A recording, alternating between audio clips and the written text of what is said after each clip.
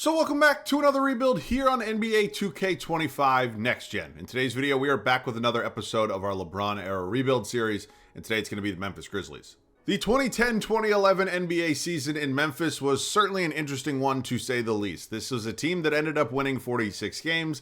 They were the 8th seed in the Western Conference. Yes, I find it absolutely insane that 46 wins got you an 8th seed back in 2011. But they matched up with the 61-win Spurs in round one, and they beat them as a 1 seed. So, yeah, kind of a crazy team. Now, in round 2, they went to 7 with the Oklahoma City Thunder, who were a young team, but obviously a very talented one, and they did lose that series. But my goal today is to obviously build upon this established core, hopefully add a few pieces, and get this franchise a championship.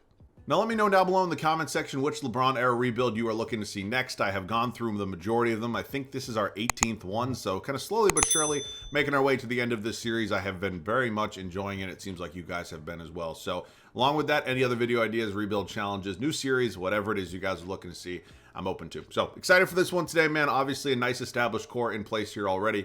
Let's go build upon it and, yeah, hopefully get that championship. Let's take a quick dive into this Grizzlies roster and see what we are working with. Of course, as I've mentioned a few times now, there's certainly some talent on this team, and it's a very interesting mix with some established players, obviously some young up-and-coming players who are already pretty good, and I do think we are in a pretty good spot right now. So, position by position. Mike Conley's 23. He is the only point guard listed on this roster. I have certainly traded for him before in the LeBron era, and yeah, he's probably going to be my guy here today. He tends to develop pretty well, put up decent numbers, and obviously had a pretty good NBA career, and to this day is still having a good NBA career. All right, moving on to the shooting guard spot. This is an interesting position. OJ Mayo is here, who is, I believe banned for life from basketball at this point, or at least the NBA.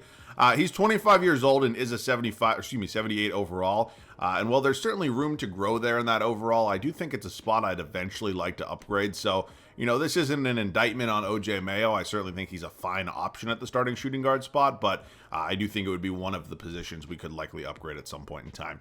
AC Law, Xavier Henry, Grievous Vasquez. Holy smokes, that's not a name I've heard in a while. Some okay depth behind Mayo. Ultimately, none of these guys are going to turn into anything super special, but if that development goes, relatively well for any of the three of them, maybe they find themselves in a backup spot. Now, the small forward position. Rudy Gay's 24. He's on a 5-year, $80 million contract, and he is an 83 overall. I've traded for Rudy Gay before. He ends up playing perfectly fine. There's really nothing wrong with him. He is an above-average player for certain, and if that overall continues to develop, as I suspect it will, he'll probably be my starting small forward the entire time. Tony Allen is going to be here. He's 28 at this point. Obviously, a very, very tough-nosed defensive player. Truly one of the elite defensive kind of guard/wings the basketball has ever seen. But at this point, he's 28. So I have no plans of moving on from Tony. It's a fantastic contract, and hopefully he continues to do a lot of good things for us. Got Damari Carroll here, and then finally Sam Young. I think Carroll, I'd like to find a way to get him into this rotation. It's certainly something we'll have to figure out, whether or not we maybe move Tony Allen to the 2 or whatever the situation may be, but we'll obviously sort it out. Zach Randolph, who I believe actually led this team in scoring this season. He's 29 years old. He's a free agent this offseason, and ultimately is somebody I want to be here long term. Now, he's going to be, age 31, 32 season by the time this video does wrap up, but, as long as the numbers aren't bad and that overall isn't shooting down like crazy, I'm not terribly worried about it. We got a 22-year-old Darrell Arthur here behind him. There's not really much to say here. It's a spot I definitely like to upgrade. And then finally, the center position. I've signed Marc Gasol in the offseason, or the first offseason, more than once. I personally have no idea why Memphis doesn't match the contracts he gets. I'm not going to make that same mistake today. Marc Gasol is one of the greatest Grizzlies, if not the greatest Grizzly ever. So, he's only 25. He's, relatively lower in the overall department than maybe you'd like, but he's not going anywhere today. Behind him, we have a 69 overall Hasheem Thabeet, and then Hamad Haddadi. No fucking idea. Okay, at this point, there's talent here. There's no denying that. I do think we could make 1 or 2 moves that would help us be a bit more competitive this season. Of course, the Western Conference, to this day, honestly, is absolutely loaded. It has been that way for a very long time, obviously. So I do want to compete here in year 1 because, although it did happen in real life, I don't necessarily suspect if we end up as an 8 seed, we'll be winning round 1. So let's make a few moves before we kick off the first season. We're getting a little upgrade here at our backup power forward spot. I think it was pretty evident when we were discussing this roster that the backup power forward spot was a pretty big position of need, and we're going to find that in a deal here with the Milwaukee Bucks. We're sending Sam Young and AC Lots in Milwaukee, and in return we're getting ourselves Ersan Ilyasova and Darrington Hobson. No idea.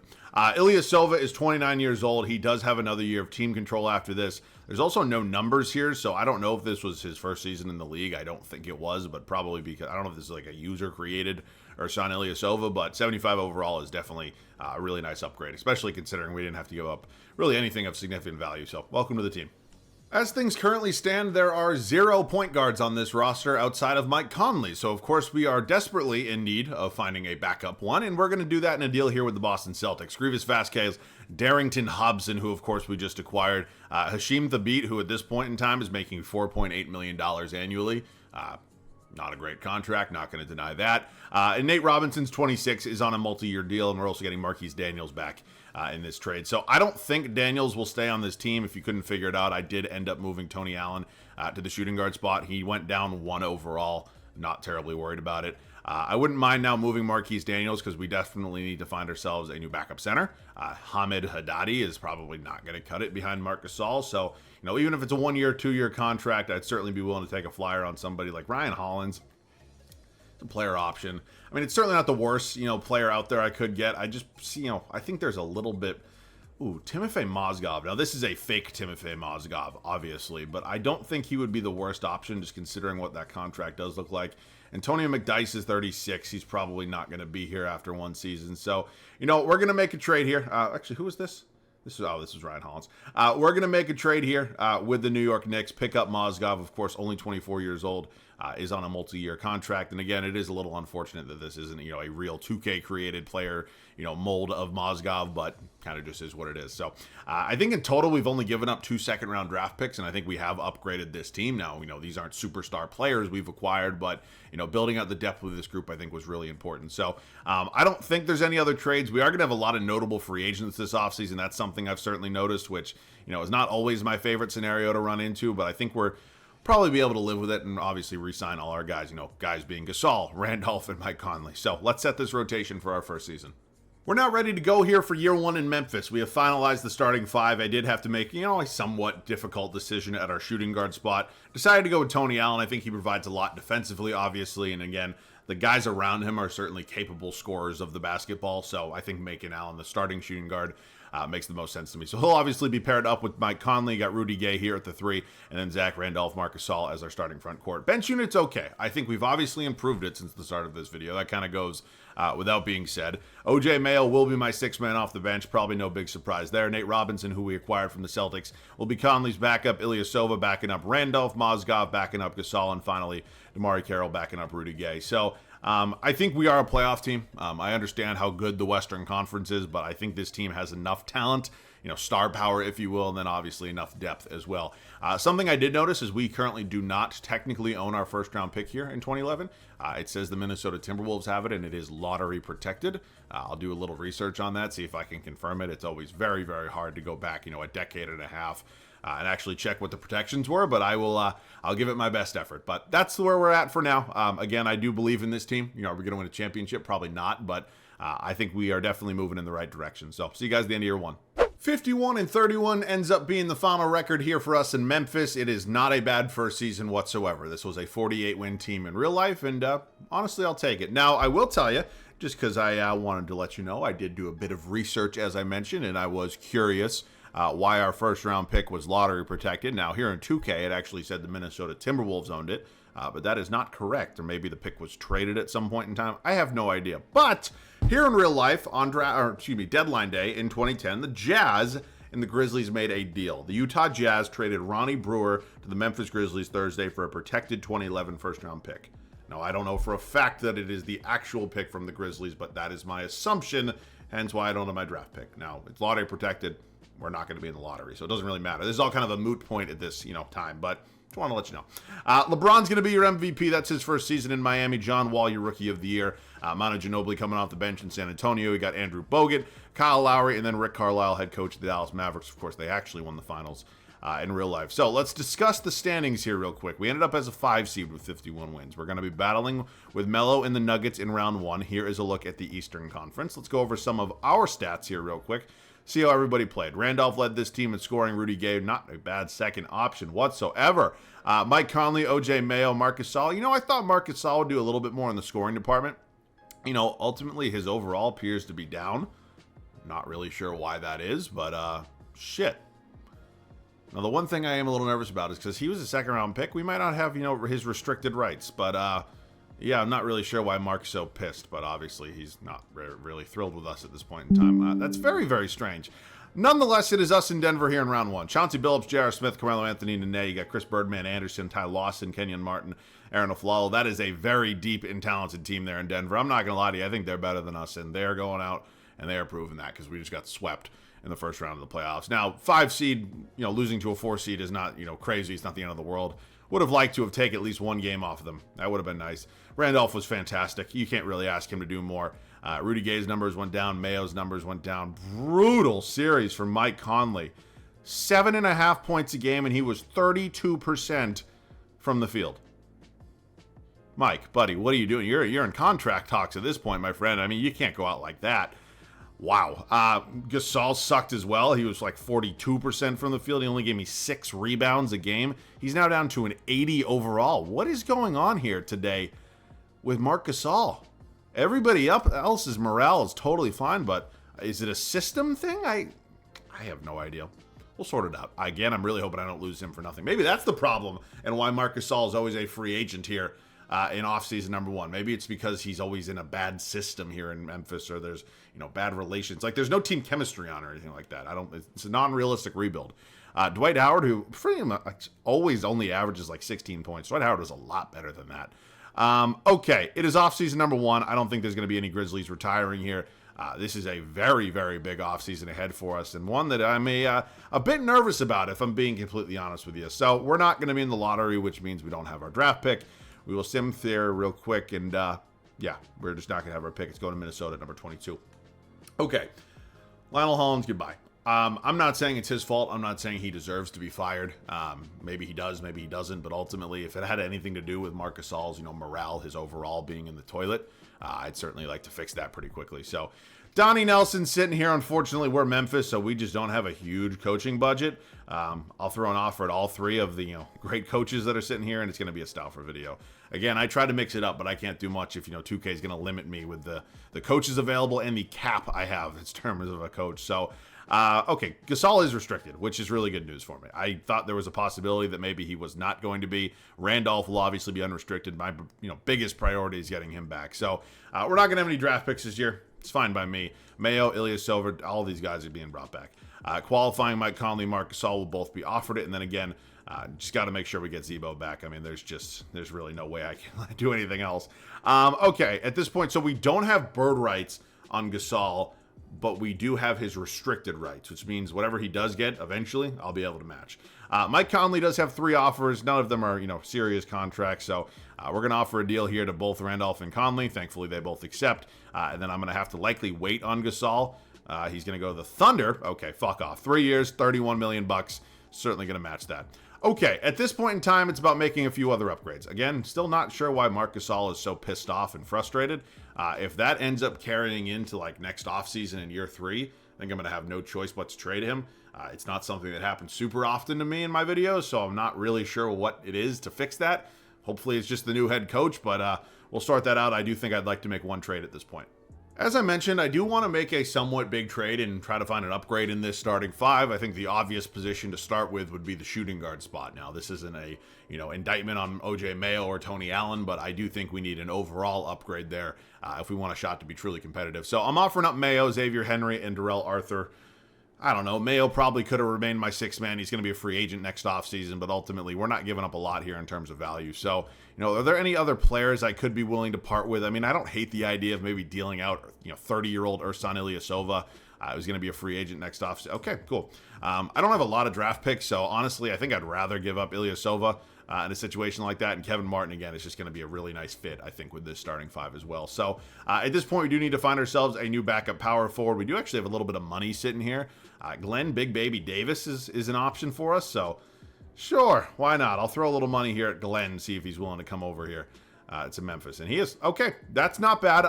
Again, I think we have improved this team overall as a whole. I do think that there is a possibility that this still makes me incredibly nervous right here with good old Marc Gasol, which is so funny because like Marc Gasol never really felt like a player who was like super frustrated in his situation in Memphis. Of course, it just never seemed like that. So, I don't know if it's something with the player, mold or whatever it is, or if it's, something in the system we have here, but I'm really hoping everything's kind of a lot better next season. Obviously, new head coach as well, so we'll find out together.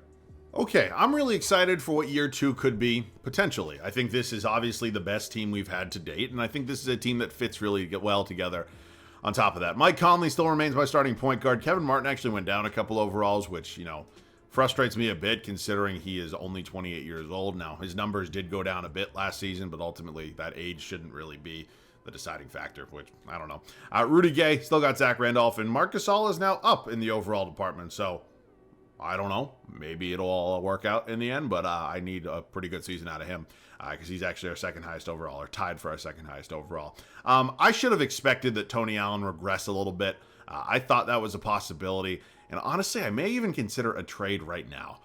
I actually wasn't really thinking about that. He has another, actually, I could wait till this offseason. He has another year. I thought he was a free agent. Okay, I'm wrong on that, but it sucks because I know by the time, next season rolls around, he'll be like a 72, 73, so probably the final season of Tony here, even though he is great, Grizzlies legend, all that fun stuff.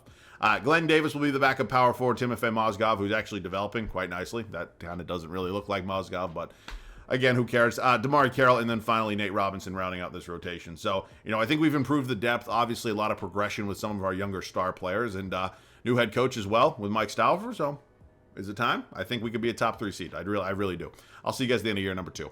Year 2 ends with a record of 58-24.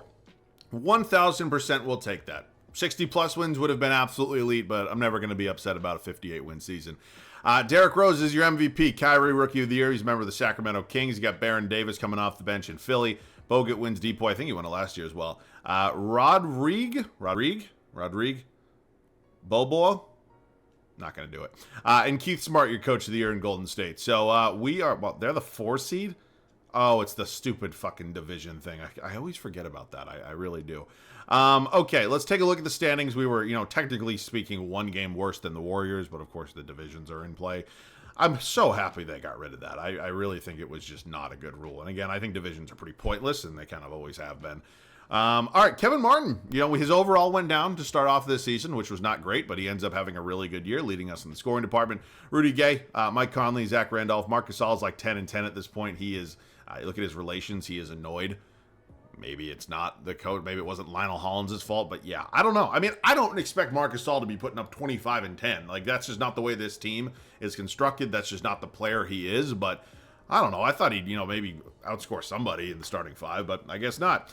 Big Baby Davis, you got Robinson, Allen, Mozgov, and then Damari Carroll. The rebound department, we were led by Randolph, and then assists Mike Conley at nearly 10 a game. He is overjoyed, a vast difference from our annoyed starting center. Okay, round 1, it is us and the Los Angeles Clippers. Calderon, Gordon, you got Al Farouk, Aminu, Blake Griffin, Chris Kaman, Elton Brand here. Aaron Aflalo as well. So I think they are beatable. Blake Griffin is young. He's really good already, but I think we're just a lot better. We sweep. Okay, moving on to the 7-seed Dallas Mavericks, who actually upset the 2-seeded Lakers in 5 games. Okay, Dirk's incredible. He's clearly the best player in this series. They have some other players outside of him. Our friend Rodrigue here. I think we could beat this team, though. I genuinely do. So split the first 2 at home, win game 3 on the road, and game 4. Don't blow this. 2K. Thank you. On to the West Finals. We knew we were going to have to see him at some point. It's almost inevitable. Now, the one thing I actually kind of like is the fact that they have Jeff Green at starting center. Jeff Green's not a center. I mean, Serge Ibaka is more of a center than Jeff Green, but I'm not really sure why they thought this was a good idea. But nonetheless, it's what they have decided to do. But there's 3 MVPs on this team, even if they are relatively young, and none of them had technically won an MVP yet. It's still going to be by far our hardest series to this date. Split the first 2 on the road. Win game 3 at home. Tied up at 2-2. We go down 3-2. We force a game 7. We win game 7. Holy smokes, my friends. Coming back from being down 3-2. And it is now us in the Miami Heat. Ramon Sessions, Dwayne Wade, LeBron, Bosh. You got Luis Scola here. Wow. The one weakness whenever I see the Miami Heat here is their starting point guard and their starting center. Now, Ramon Sessions and Luis Scola are not superstars or even stars, but they are certainly, average to above average type players. So, yeah, this one's not going to be fun. They have the best 2 players, maybe the best 3, depending on what you think of Bosh at this point. I'd be shocked if we won this one. We do win game 3. Now we're down 3-1. Okay, not great. Definitely not a great spot to be in. I think we went into this series with some optimism, but ultimately, oh boy. I don't like hopping in these situations because I'll get you the gameplay. Obviously, I'm get gameplay pretty much every video, but I still then have to win 2 more games after this, so it's kind of all useless. But we're getting gameplay. With just over 2 minutes to go, we are tied at 81 apiece. This Grizzlies court goes hard as fuck. Holy shit. All right. I think I kind of said everything I needed to say. Obviously, we are in a position right now. Oh my god. Good. That's a fucking foul? How is that not right up and down? Oh my god. Joel Anthony going to the free throw line. I think we're in a position right now where obviously we're going to have to dig ourselves out of pretty much the biggest hole you can be in. I mean, it's not the biggest. Technically 3-1 would be the big, or 3-0 would be the biggest, but it's still not a great spot to be in. So I thought I played pretty good deep. Flash is coming back in the game. Oh boy. I thought I played pretty good defense there.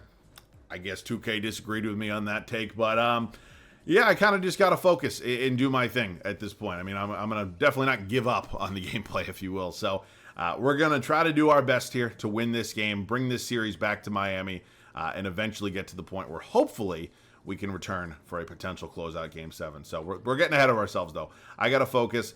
Zach Randolph down the lane. Why are you stepping away? 2K and their stupid fucking animations get me so mad. Okay, we are not playing on-ball defense. I know it's Ramon Sessions. I'd rather hang out here in the paint with Chris Bosh and kind of just do my thing. Mike Conley hopefully playing some good defense here against Sessions. He does. That's great defense and a big board from our very, very pissed off center. Okay, once again, calling for the isolation here against Sessions. Mark, get out of my way. I think we can just kind of... Mike Conley is so much better than Ramon Sessions at this point. Little spin move. Oh my god, Conley gave him the business and he misses the fucking bunny.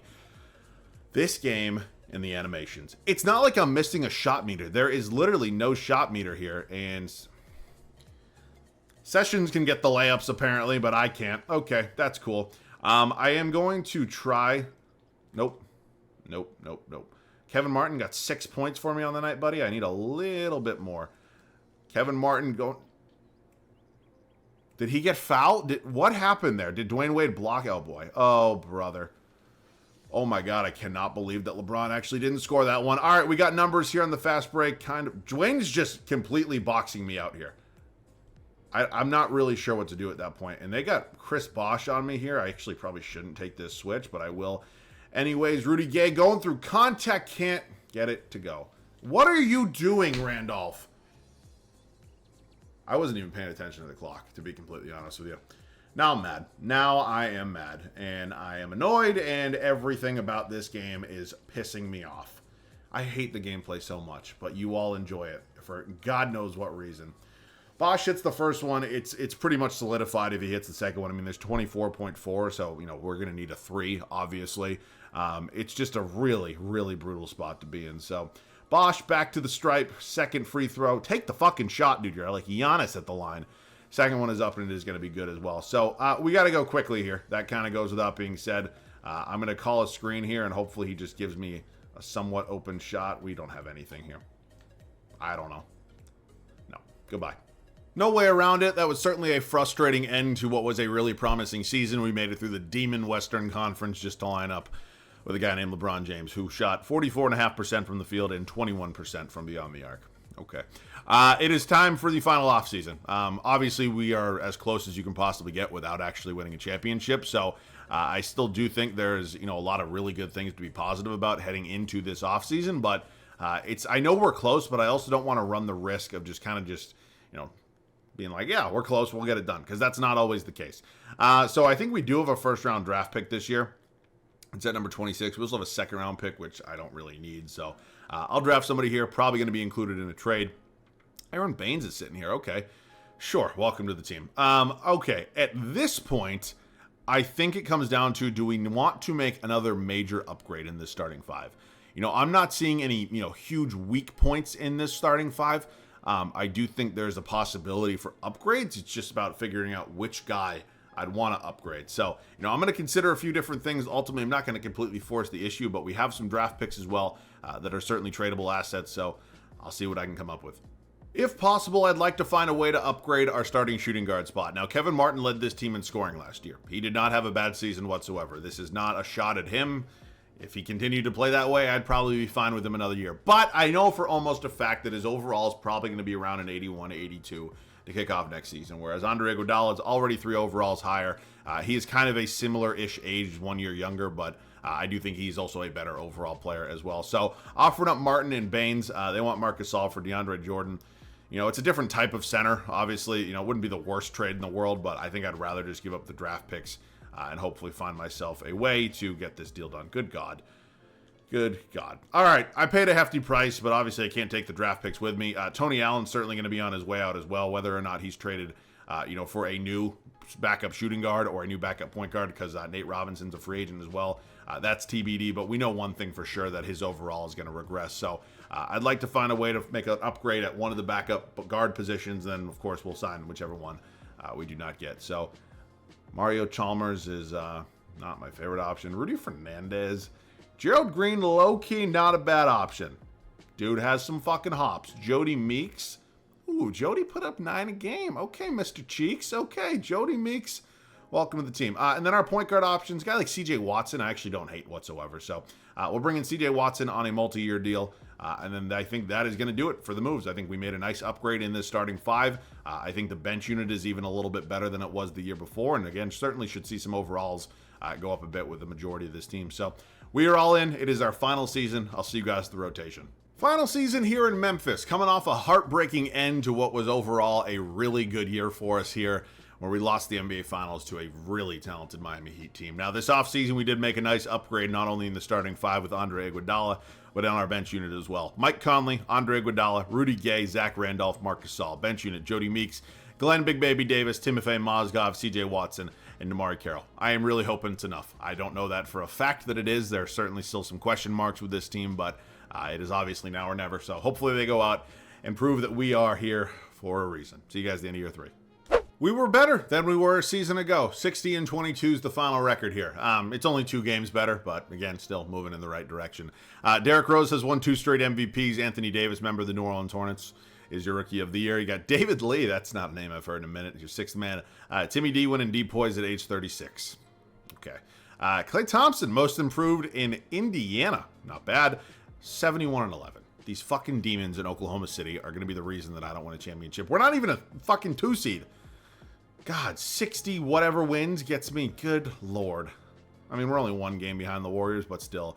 That Thunder team is such a cheat code, and it still blows my mind to this day that they didn't actually win a championship together. Oh, Marc Gasol's finally happy. He went from 10 points to 11 points, and now the man's jumping with joy for God knows what reason. We're in a spot right now where everything is kind of coming together nicely. We are an extremely talented team, but it's just all about winning series at this point. We beat the Clippers round 1 last year. Not too worried about it here. Think we sweep. Okay. Golden State here. Steph Curry's very established at this point. He's still very young. He's only 25, but he is an absolute monster. He's shooting nearly 54.5% from the field and 46% from 3. Hasn't missed a free throw either. Good. That's going to be fun. He's definitely the best player in this series, even with how young he is. There's no denying that. We are up 2-1 at this point and up 3-1 now. We close them out in 5. Okay. Lakers, I have never asked. I'm asking. I want to play Kobe and Powell. I do not want to play those fucking demons. God damn it. Oh, brother. Well, we got a little lucky at the center spot. They have something by the name of Brett Wall, who looks like somebody who's playing at the local Y as their starting center. Other than that, there's not really any weaknesses with that team. But we steal the first 2 on the road. Now, they bounce back with a Game 3 and Game 4 win at our place. We've won. The road team's won every game so far. Patterns. No. Okay. We're in the NBA Finals. And we are taking on the Milwaukee Bucks. Brandon Jennings, Corey Maggette, Nicholas Batum, Jerome Randolph, Andrew Bow. Okay. It's an interesting squad. They see how they match up with us. I think we're better. They do win Game 3. We win Game 4. We close them out in 5. Mike Conley, your Finals MVP. I'll say this. We obviously beat a really good team in the Oklahoma City Thunder, but I'd say for a fact we got very lucky with our Finals matchup.